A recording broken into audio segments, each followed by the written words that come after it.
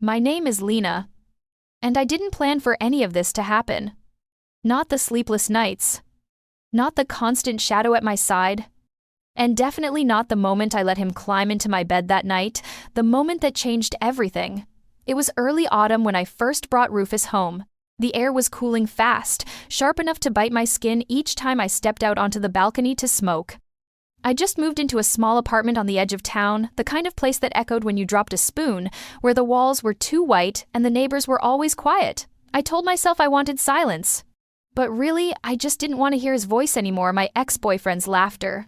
Still replaying in the cracks of my memory. Rufus wasn't my idea. My sister had begged me to take him.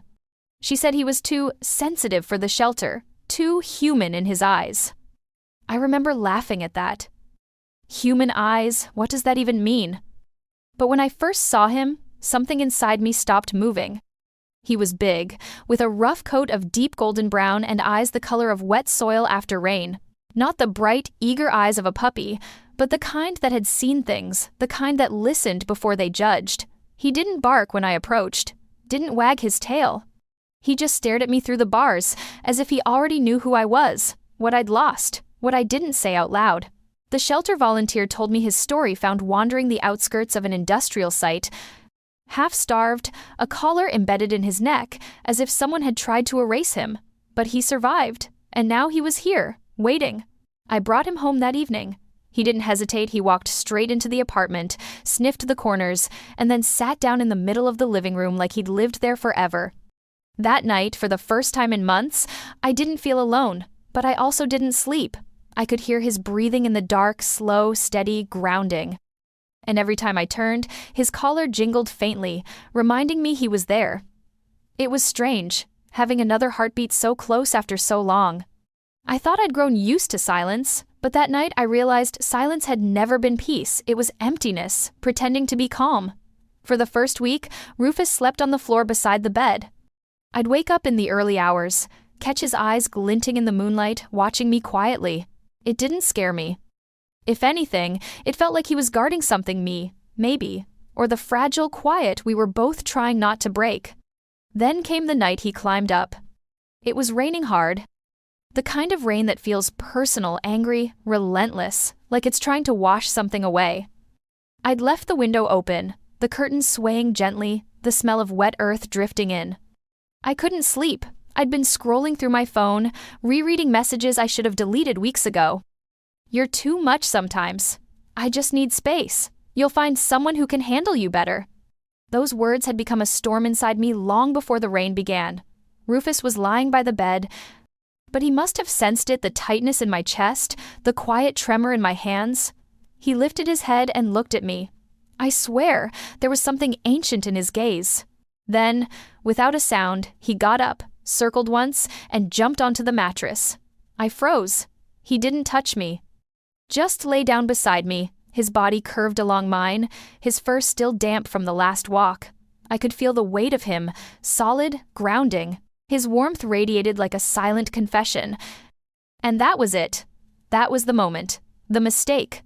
Or maybe the mercy. I don't remember when I fell asleep, only that when I woke, it was still dark, and Rufus was awake, his head lifted, ears alert, staring at the door. A low growl rumbled in his throat, deep and steady. The kind that starts in the bones. I whispered his name. He didn't move.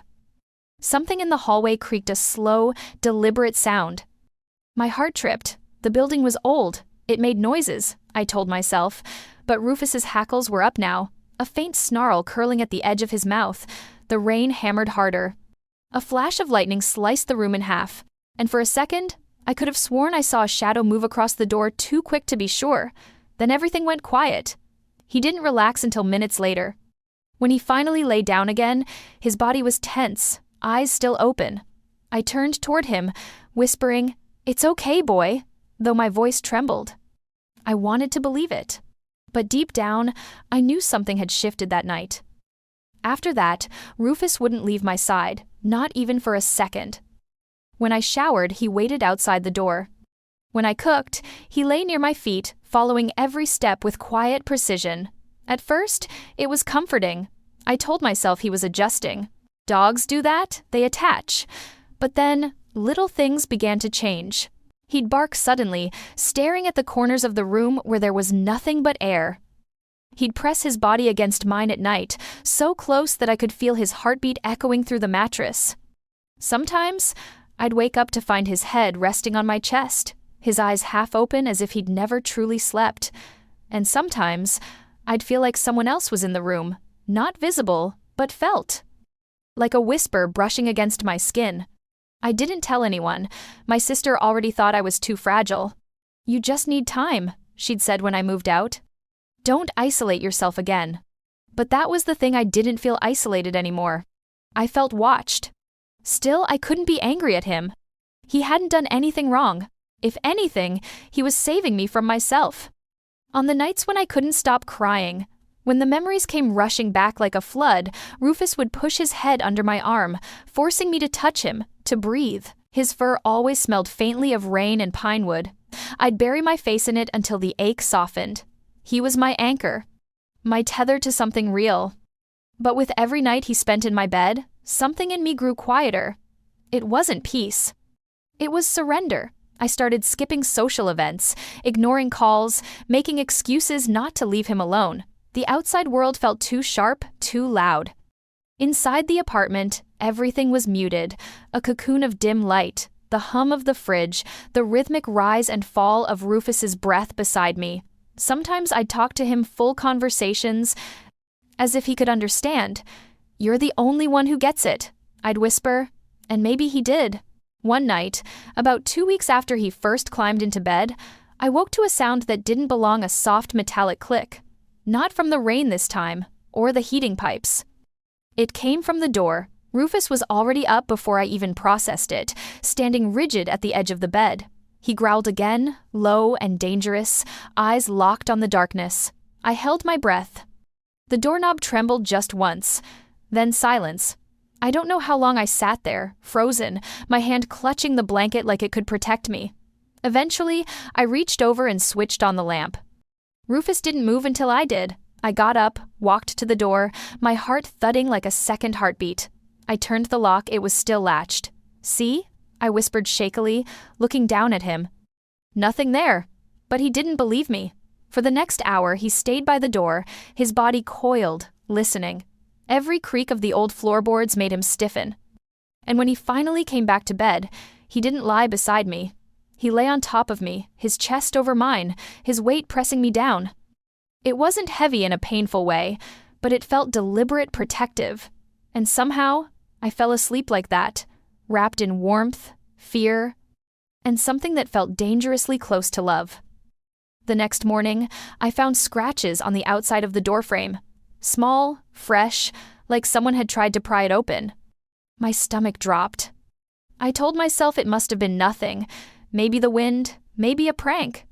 But Rufus knew. His behavior that day was different.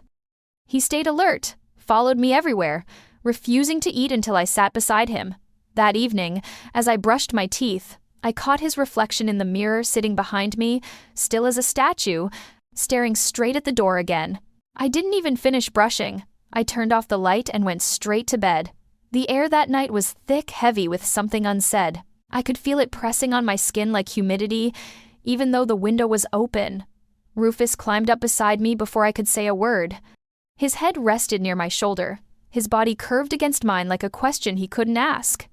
When I closed my eyes, I thought about all the things people leave behind when they go, the ghosts they make out of the living, the echoes that linger long after their footsteps fade. I thought I'd escaped mine by moving here.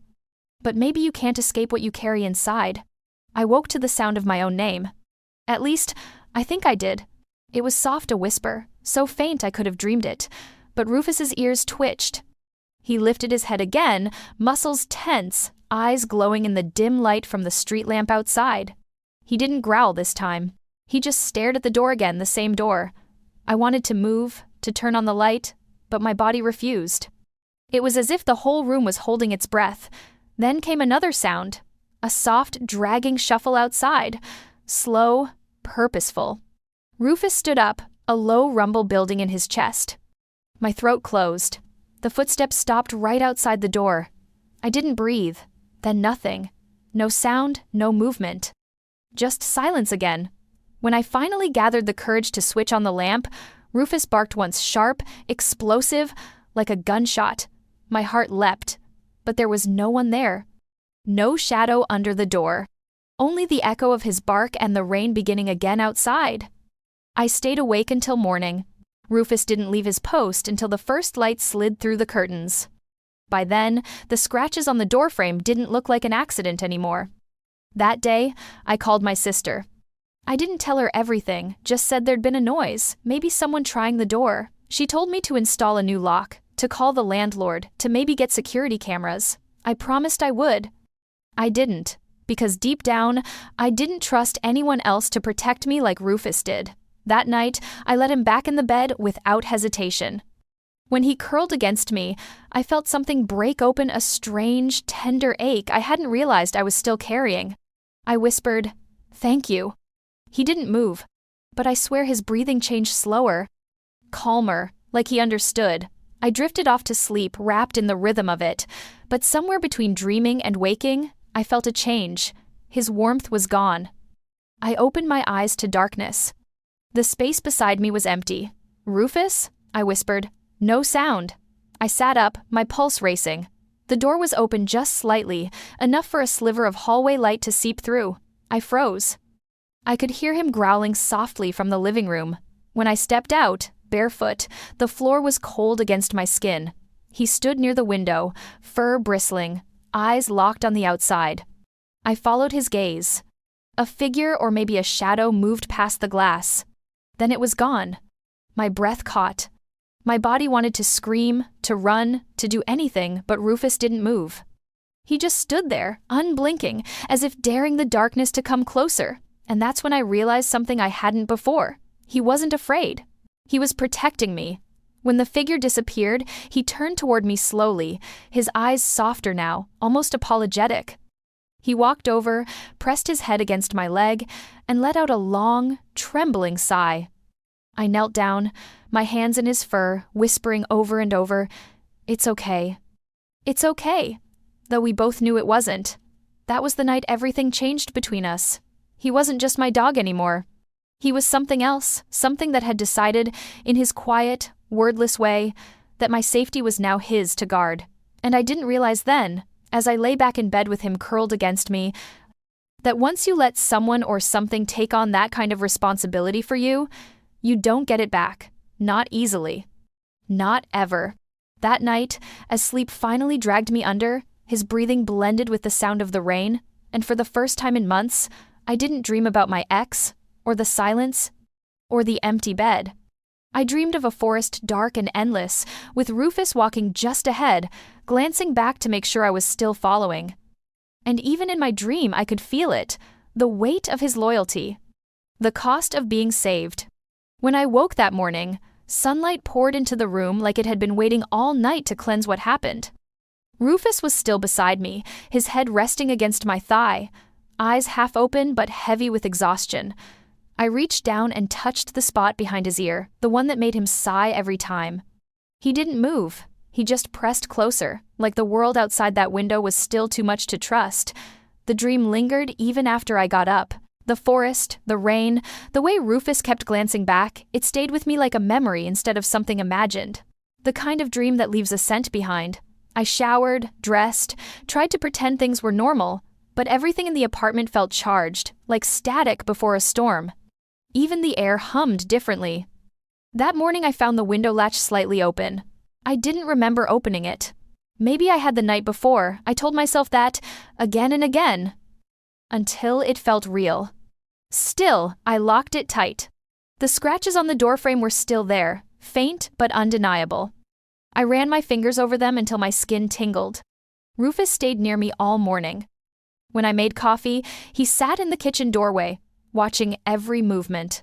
When I moved to the couch with my laptop, he followed, resting his chin on my knee. His eyes were softer now but alert, always listening to something I couldn't hear. Around noon, my sister called again. "Did you fix the lock yet?" she asked. "Yeah," I lied. "Lena," she sighed, "you sound tired." "I'm fine," I said, too quickly. Rufus lifted his head, like he knew the tone meant something untrue. "You're not still sleeping with that dog, are you?" she added, half laughing. I hesitated. "He gets scared in the rain." "Uh-huh. Or maybe you do." I wanted to be angry, but she was right. After the call, I turned off my phone. The day passed in slow frames, the tick of the clock, the hum of the refrigerator, the steady rhythm of Rufus's breathing wherever I went. I worked a little, cleaned the kitchen, folded laundry. But every time I crossed the hallway, my eyes flicked to the door, to the scratches I hadn't covered. When evening came, I thought maybe the fear would fade. It didn't.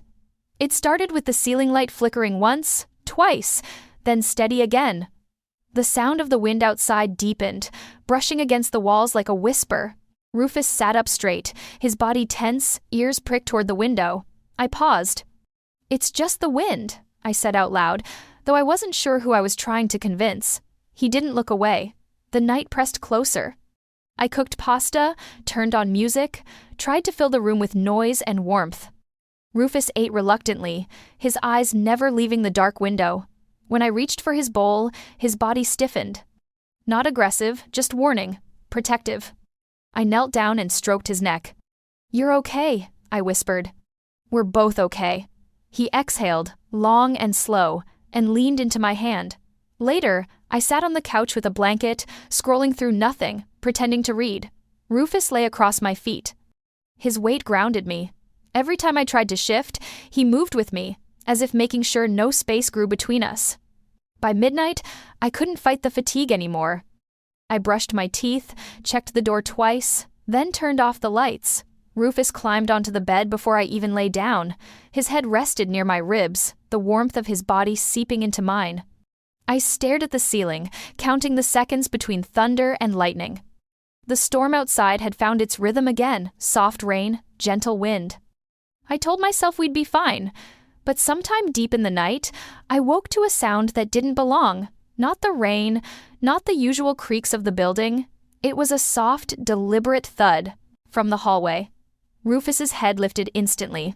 His muscles tensed. A low growl rolled out of his chest like a distant drum. "Rufus," I whispered, sitting up.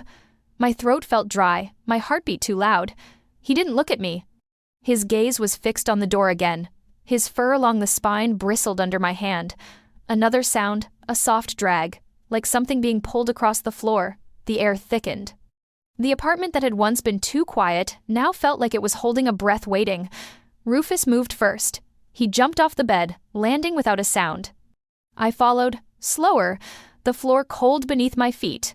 When he reached the door, he pressed his nose to the crack, sniffed, then gave a low, warning growl that turned my stomach to stone. My hand trembled as I reached for the light switch. The hallway lamp flickered on pale, weak, nothing. The door stood still, the air unmoving. Then, just as I exhaled, a shadow shifted under the door. My breath caught. Rufus barked sharp, explosive.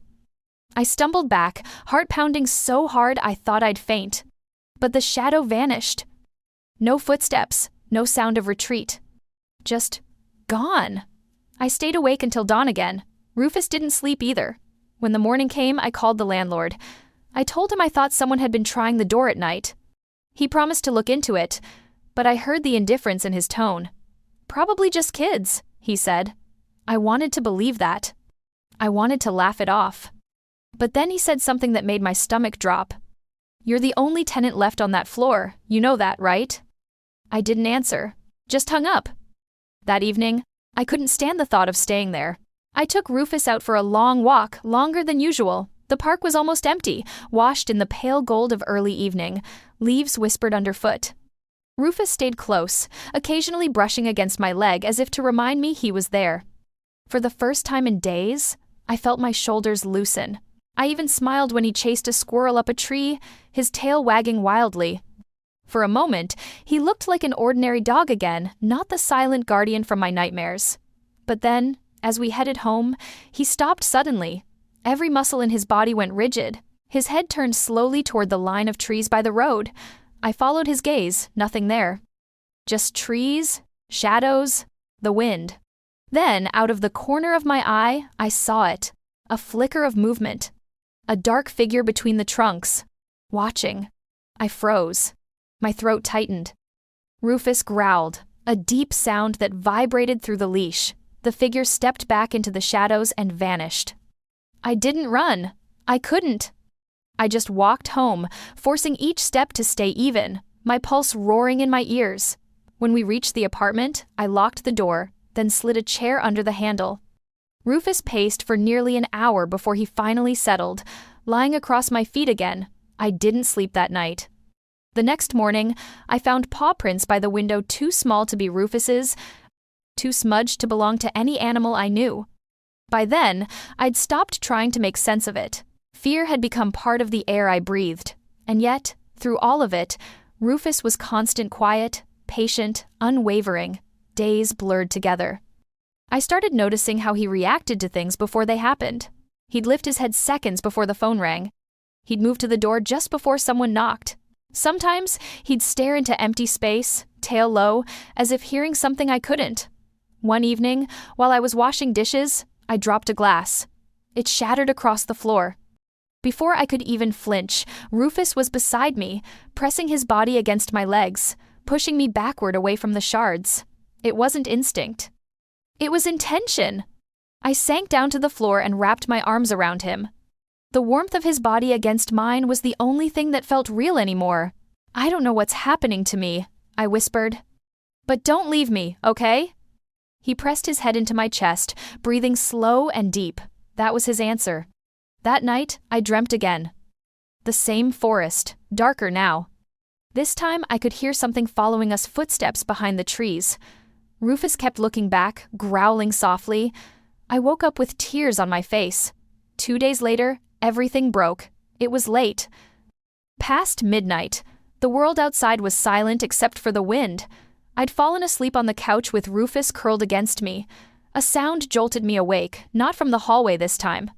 From inside the apartment, the kitchen. A faint metallic rattle. Rufus was already up before I even breathed. He sprinted to the kitchen door, barking once, loud enough to shake the walls. My heart slammed into my ribs. I followed, adrenaline sharp and blinding. The kitchen window was open, the one I had locked. The curtain fluttered softly, ghost-like in the dark. I froze. Rufus growled, teeth bared, eyes locked on the shadows outside. I reached for my phone, my hands shaking too hard to type. Then a figure moved past the window. Fast. I screamed before I could stop myself. Rufus leapt forward, his bark turning into something primal, a sound that didn't belong in a small apartment, but in the wild. The figure disappeared.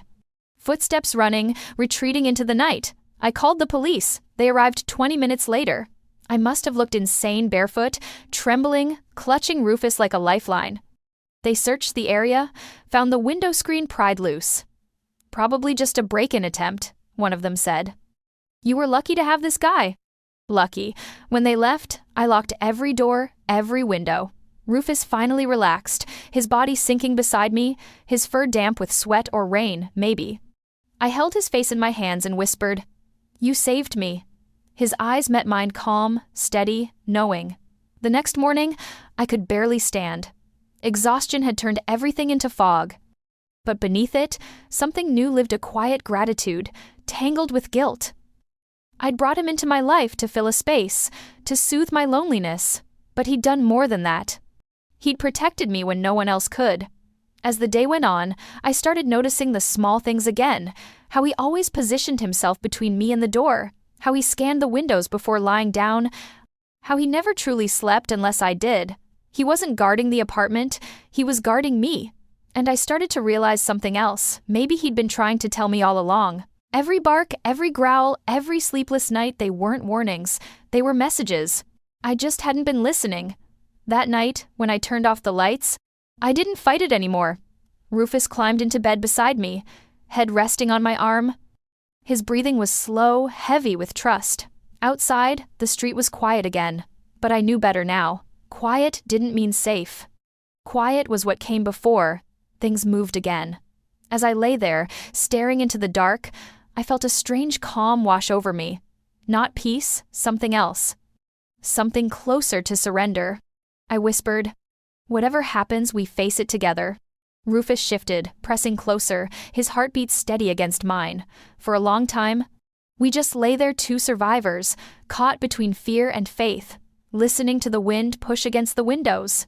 Then, somewhere between waking and dreaming, I heard it again, a faint sound. Not outside this time, but inside me. The sound of understanding. And I knew this wasn't just about danger anymore, it was about connection. About what happens when two wounded beings find each other in the dark and refuse to let go. But I also knew this. Love, even the purest kind, has its price, and mine was about to come due. ChatGPT. Chapter 3. The Morning After. The sun rose quietly the next morning, pale and uncertain, as if even the sky wasn't sure whether to begin again. Rufus was still asleep beside me, his head heavy on my arm, his breathing slow and steady. For the first time in weeks, there was no storm outside, no wind clawing at the windows, only the soft hum of life returning after a night that felt like it might never end. I lay still, watching the light creep across the ceiling, painting slow gold streaks on the walls. The police had promised to send a patrol car through the area for a few nights, but I didn't believe in promises anymore. I believed in what was here, the weight of the dog beside me, the silence of the room, the faint throb of my pulse still echoing with fear. I slid my hand into his fur. Warm, solid, real. Good boy, I whispered. His ear twitched, but he didn't wake. He needed rest as much as I did. The night before kept replaying in flashes the open window, the dark shape outside, Rufus leaping forward like a force made of instinct and loyalty. He had thrown himself between me and danger without hesitation. That moment had carved something into me I couldn't name. When I finally got up, I moved quietly so I wouldn't disturb him. The apartment felt strange in daylight, smaller, somehow, but safer too. I made coffee, the sound of the machine breaking the stillness. My hands shook as I lifted the cup. That's when I saw the drops of blood, tiny ones, on the tile near the door. My stomach turned. I followed them, faint smudges, a thin trail leading from the entrance toward the living room. Rufus's paw prints overlapped them. He must have been hurt last night. I set down the cup and rushed back to him. He stirred when I touched his leg, eyes blinking open slowly. I lifted his paw gently. There was a shallow cut between two pads, fresh, not deep, but still bleeding slightly. "Oh, Rufus!" My voice broke. "You protected me, and I didn't even notice." He leaned forward and licked my hand once, a small, deliberate gesture that felt like forgiveness. I wrapped his paw in a clean towel, pressing lightly. He didn't flinch. The coffee went cold on the counter. After cleaning his wound, I sat beside him, my hand resting on his back. He sighed, curling closer, his head on my lap. It felt like a scene that shouldn't exist in the world we lived in, too gentle, too pure. As the morning stretched on, something inside me shifted. The fear that had kept me captive for so long began to change shape. It wasn't gone, but it was quieter, softer, replaced by something heavier, gratitude. I thought about all the nights he'd stayed awake when I couldn't. The times he'd growled at shadows that later turned out not to be shadows at all. He hadn't been trying to control me, he'd been trying to protect me, to warn me, to teach me how to listen again. When the police came by later for a follow-up, I opened the door only halfway. Rufus stood at my side, silent but watchful. They said the footprints outside the window led to the alley and disappeared. "Could have been anyone," the officer said. "Probably some junkie looking for easy cash. You were lucky." I looked down at Rufus, who was still, eyes fixed on the man's badge like he understood every word. "Yeah," I said softly. "I was." After they left, I sat by the window with him. The city moved below cars, voices, a normal world still spinning while mine stood still. He rested his head on my knee again, eyes half closed, content. I stroked his fur and thought about the version of myself that existed before him, the woman who'd thought loneliness was safer than connection, who'd mistaken silence for peace. I didn't recognize her anymore. It's strange how quickly fear can become faith when someone shows you what it means to be safe again. That evening, as dusk fell, I decided to take him outside. The air was clean, cool. The park was quiet except for the rustle of leaves and the soft rhythm of our steps. Rufus walked beside me, limping slightly, but proud. Every now and then he looked up, as if to make sure I was still there.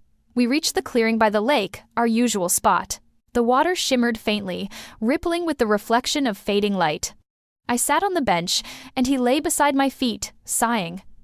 The sky was bleeding into orange and purple when I finally spoke, half to him, half to the wind. You knew, didn't you? You always knew. He blinked, then rested his head on my shoes. I thought I was saving you, I whispered. But you were saving me. The words came out like confession. I stayed there until the first stars appeared, my hand on his back, feeling his heartbeat steady against my palm. When we got home, I noticed something I hadn't before. The apartment no longer felt like a cage. It was warm, lived in, mine, ours. The smell of his fur lingered in the fabric of the couch, the faint marks of his claws etched into the floor near the door. Every trace of him was proof that we had survived something together. That night, when he climbed into bed beside me, I didn't call it a mistake anymore. I called it trust. He curled up the same way he always did, close enough that I could feel his breath against my shoulder. But this time, I stayed awake a little longer, memorizing the sound, the soft rise and fall of his chest, the quiet rhythm that had become my lullaby. In the middle of the night, I woke suddenly, not from fear, not from noise, but from the silence. Rufus wasn't beside me. My chest tightened instantly. I sat up, scanning the room. The door was open again, light spilling faintly from the hallway. My pulse quickened. I got up and followed the sound, a soft scraping from the living room. He was standing by the window again, staring out, his body tense. But this time, there was no growl. No threat, just watchfulness. I walked over and placed a hand on his back. His fur was cool under my palm. "What is it?" I whispered, though I didn't expect an answer. He turned his head slightly, looking up at me with those deep brown eyes, calm now, almost peaceful. Then he leaned against me, pressing his weight into my legs, grounding me. And that's when I saw it. Across the street, under the lamplight, stood a man. The same outline, the same stillness. Watching. My breath caught. For a moment, I froze, waiting for fear to rise again. But Rufus didn't move. He stayed steady, a silent wall between me and the world. The man turned and walked away. No running, no hiding. Just gone. Rufus exhaled, his body relaxing beneath my touch. I closed the window, drew the curtains, and sank down beside him. My whole body trembled, but not from fear this time, from release. From the realization that the danger might not be gone, but I wasn't alone in facing it anymore. We sat there for a long time. The clock ticked softly. Outside, the city breathed. Inside, it was just the two of us, bound by something that had gone far beyond ownership or obedience. When morning came, the light was warm again, spilling through the curtains like gold dust. Rufus slept deeply beside the bed, his bandaged paw stretched out, his chest rising and falling with the rhythm of peace hard won. I sat at the window, coffee in hand, staring at the street below, the ordinary beauty of it. People rushing to work, a bus hissing at the stop, a child laughing as she chased a pigeon. Life moving forward, unaware that in one small apartment, a woman had learned what love truly meant. Because that's what it was, though I'd been too afraid to call it that. Love. Not the fragile kind I'd known before, not the kind that leaves when things get heavy. This was different.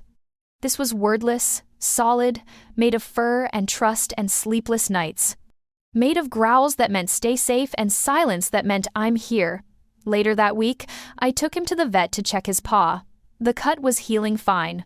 The vet smiled, called him a hero. "He's one of the good ones," she said.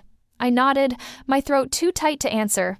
On the way home, we walked the long route through the park. The trees swayed overhead, scattering light across the path. Rufus trotted beside me, tail wagging slowly, his eyes brighter than they'd been since I found him. I stopped near the water again and knelt beside him. "You know," I said softly, "when I brought you home, I thought I was doing something kind, but I think you were sent here for a reason." He tilted his head, and I smiled. "You showed me how to listen again?